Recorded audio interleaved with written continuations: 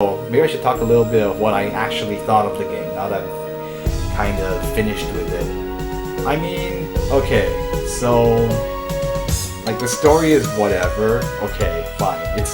The story was never meant to be like a really big, a really dramatic, or really like, oh, you wouldn't have been able to predict what would have happened, or it's something like that. But the story is it's kind of lighthearted. I mean, there are kind of douchebags, but you know, like, good's gonna win in the end, right? I mean, Mail is she's sort of bordering on the borderline between good and evil, but she's not a bad kid. And like in terms of like the plot is whatever, but the dialogue kind of is what really makes this game. Because like the gameplay is alright. There are some like flaws with it. It's more like, first is like the lack of a map. For one, that would have been really nice. And unfortunately, there was no map available. And sometimes the bosses, it's not really obvious.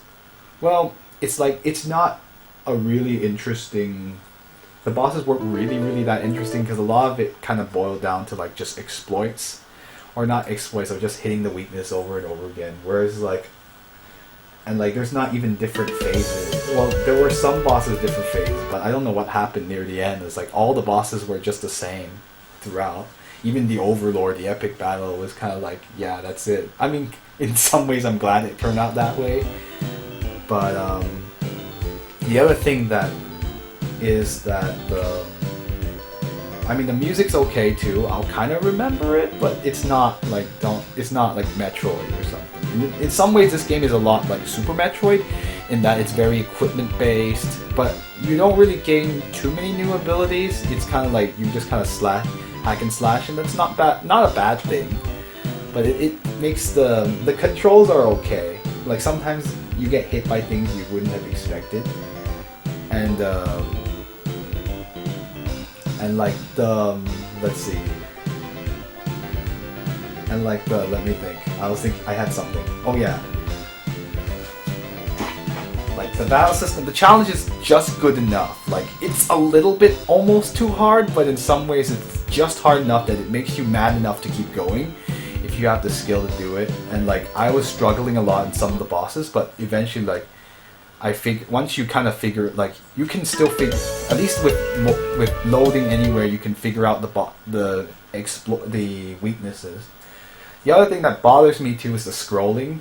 The fact that when you walk, you're really close to the edge of the screen, so you can't react fast enough to something that's going to be ahead of you. And also the one thing that really bothered me was like when you drop down and sometimes you land on an enemy that you didn't want to. That really sucked too. But in terms like, at least all the enemies aren't too difficult, and like for the most part the controls are pretty good. I mean, there's some range issues some occasionally, but like it's still like once you figure out how to do it, you're fine. And finally, the voice acting is like, it's the 90s. Like we gotta be a little bit more lenient. And like I think what they were going for was more of a Saturday morning cartoon kind of feel. Mail is really good. Like Mail is probably the best performance in the whole game because she's really good. Like she would actually stack up against like voice actors today.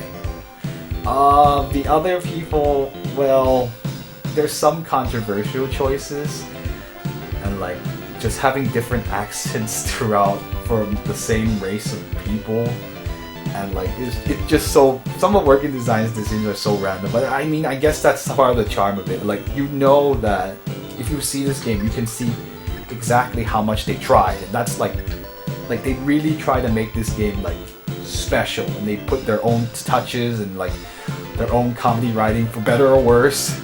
Like I'm still like, I'm okay with the Schwarzenegger references because that could have been slid in universe, but like the whole talking about like movies and stuff, I'm like, they couldn't have possibly seen that. And like Southern accents and New York accents in the same place, oh my goodness, it's crazy. But like I guess that's kind of the charm of it. Now you'll remember the game because of the dialogue and all the voices. So it's a double-edged sword, right? I guess in some ways their belief is more in like localization, like to kind of like cater to the player base that they're localizing for, rather than just doing like a straight up translation or a slight alteration.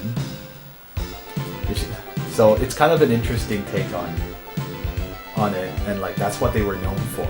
And you'll see that in other Working Designs games, which I might actually get to at some point. But probably the next one I might do is Lunar. Like not like it won't be this game. The next game right now. The next game will be Xing Xianjian, which is called the new it's the XP edition of The Legend of Fairy and Sword, the original game. And yeah, well, I'll call it The Legend. I'll say Jian a lot for short, but you guys will know it as The Legend of Fairy and Sword. There's another name for it called Chinese Paladin. We don't care about that because Chinese Paladin sounds lame. And yeah, and it'll probably be a good way to me to use all that knowledge I got from Chinese period dramas and translate it on the fly. It'll be a nice experiment.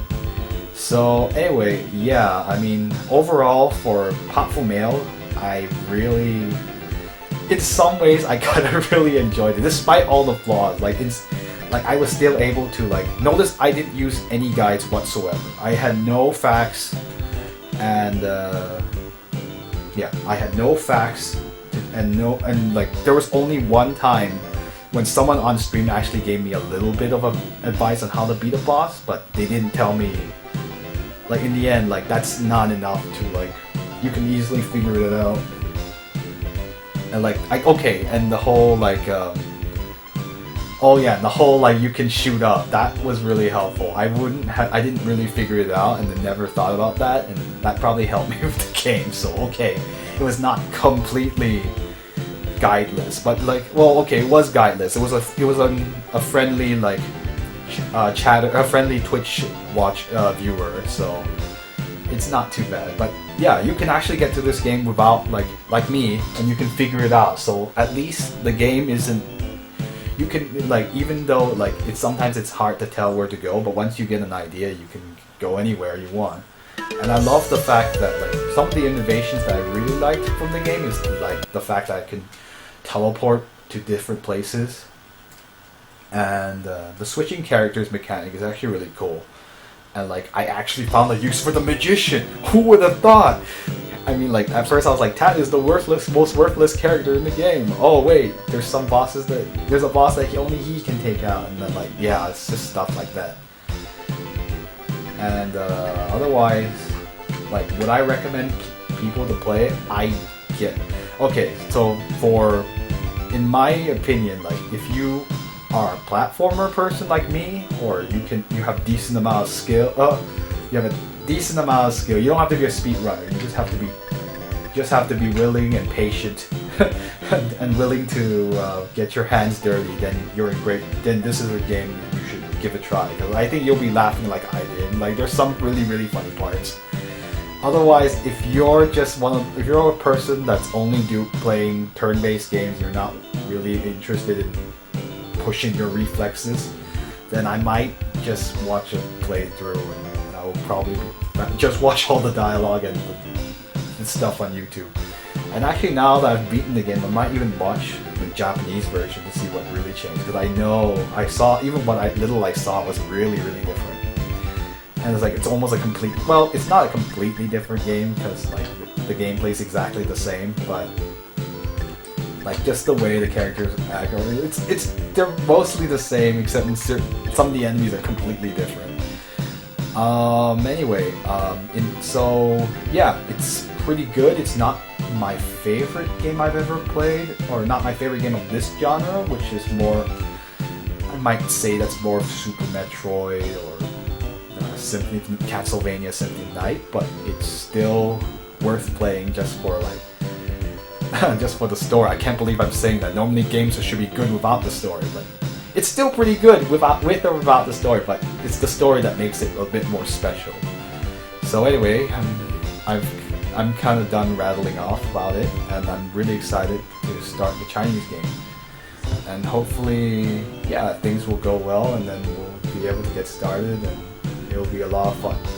So anyway, now I'm gonna sign off and wish you all a good night, and I'll see you later.